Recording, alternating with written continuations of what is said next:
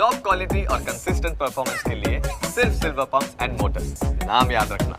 આ તરફ અમદાવાદમાં ડ્રગ્સ મળવાનો સિલસિલો યથાવત જોવા મળી રહ્યો છે। ક્રાઇમ બ્રાન્ચે મોટી માત્રામાં ડ્રગ્સનો જથ્થો ઝડપી પાડ્યો છે। કરોડો રૂપિયાના ડ્રગ્સ સાથે 3 લોકોની ધરપકડ કરવામાં આવી છે। ક્રાઇમ બ્રાન્ચે ઓડિશાના 3 લોકોની ધરપકડ કરી છે તો 200 કિલોથી વધુ ગાંજો અને એમડી ડ્રગ્સનું કનેક્શન મળી આવ્યું છે। ઓડિશાથી ટ્રકમાં સૂકવેલા ગાંજાનો પાવડર મળી આવ્યો તો ગુજરાત સહિત અન્ય રાજ્યમાં ડ્રગ્સનો જથ્થો ઉતાર્યો હોવાની માહિતી પણ સામે આવી છે। 1100 કિલો ડ્રગ્સ ઓડિશાથી ટ્રકમાં આવતો હોવાની પોલીસને માહિતી મળી હતી। ડ્રગ્સનો જથ્થો વટવા જીઆઈડીસીમાં ઉતારવાનો હતો અને ડ્રગ્સનો જથ્થો ઝડપી ક્રાઇમ બ્રાન્ચે વધુ તપાસ હાથ ધરી છે। તો વધુ એકવાર ડ્રગ્સ મળવાનો સિલસિલો યથાવત જોવા મળી રહ્યો છે। ત્યારે અમારી સાથે સંવાદદાતા મિહિર જોડાઈ ગયા છે। મિહિર, વધુ એક આ ઘટના કે જ્યાં ડ્રગ્સનો જથ્થો મળી આવ્યો છે, ગાંજાનો જથ્થો મળી આવ્યો છે, શું અપડેટ તેને લઈને? કોમલ, ક્રાઇમ બ્રાન્ચે એક મોટી માત્રામાં ડ્રગ્સના જથ્થા સાથે 3 લોકોની ધરપકડ છે જે કરી છે। આ કરોડો રૂપિયાના ડ્રગ્સ સાથે જે આ ઓડિશાના 3 લોકોની ધરપકડ કરી છે, જેમાં આશરે 200 કિલોથી પણ વધુ ગાંજો અને એમડી ડ્રગ્સ સહિતના અલગ અલગ કન્ટેનનું ડ્રગ્સ છે તે મળી આવ્યું છે। હાલ કયા કન્ટેનનું છે તેને લઈને એફએસએલની મદદથી તપાસ જે છે તે શરૂ કરી છે। ઓડિશાથી આ ટ્રકમાં સૂકવેલો ગાંજાની જે પાવડર ફોર્મમાં આ મોટી માત્રામાં મળી આવ્યો છે। પ્રાથમિક તપાસમાં ક્રાઇમ બ્રાન્ચને જે માહિતી મળી હતી કે જે 1100 કિલો ડ્રગ્સ ઓડિશાથી ટ્રકમાં આવતો હતો અને આ ડ્રગ્સ અન્ય રાજ્યોમાં પણ ઉતારીને આવતો હોવાની માહિતી છે। તે આધારે તપાસ જે છે તે આધારે રેડ કરવામાં આવી છે।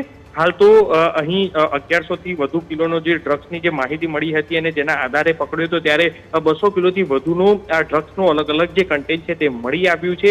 ત્યારે હાલ તો આ ડ્રગ્સનો જે વધેલો જે 200 કિલોથી વધુનો આ ડ્રગ્સ છે તે વટવા જીઆઈડીસીના એક જગ્યાએ ઉતારવાનો હતો। જો કે ઉતારે તે પહેલા જ ક્રાઇમ બ્રાન્ચે આ આરોપીઓને છે તે પકડી લીધા હતા। અત્યારે તો હાલ ક્રાઇમ બ્રાન્ચે આ 3 લોકોની ધરપકડ કરી ઓડિશાના લોકોની અને આ ક્યાં ક્યાં ઉતારવામાં આવ્યો છે તેને લઈને વધુ તપાસ જે છે તે શરૂ કરી છે।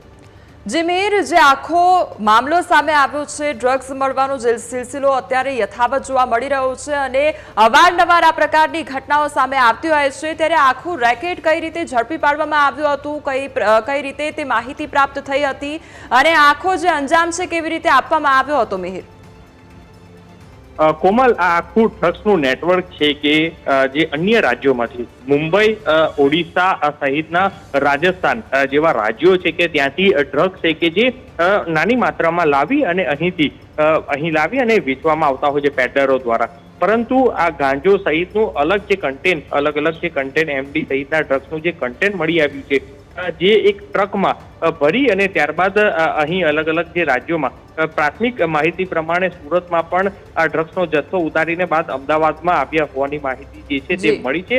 એટલે હાલ આ ત્રણેય ઓડિશાના લોકો ગાંજા ફોર્મેટમાં જે પાવડર ફોર્મેટમાં જથ્થો છે મોટી માત્રામાં લઈ અને આવ્યા હતા અને ત્યારબાદ અહીં આપવાના કોને આપવાના હતા તેની તપાસ જે છે તે શરૂ કરી છે। એટલે કોમલ, આ આખું નેટવર્ક માત્ર કોઈ એક રાજ્ય કે કોઈ એક ડ્રગ્સ માફિયા નહીં, પરંતુ અનેક એવા ડ્રગ્સ માફિયાઓ છે કે જે આ રીતના ગુજરાતમાં કે અન્ય જે અમદાવાદ શહેરોમાં આ રીતના ડ્રગ્સનું કન્ટેન્ટ લાવી અને ત્યારબાદ છૂટક વેચાણ છે પેડલરોને કરતા હતા। એટલે હાલ તો આ ક્રાઇમ બ્રાન્ચે જે 3 ઓડિશાના લોકોને પકડ્યા છે તેની પૂછતાછ બાદ અને કેવું આખા ખુલાસા છે તે થશે, કારણ કે અમદાવાદનો કોણ એવો આ ડ્રગ્સ પેડલર કે ડ્રગ્સ માફિયા છે કે જે આટલી મોટી માત્રામાં આ ડ્રગ્સનો જથ્થો છે મંગાવ્યો છે। જીમીર, સમગ્ર માહિતી બદલ આપનો આભાર।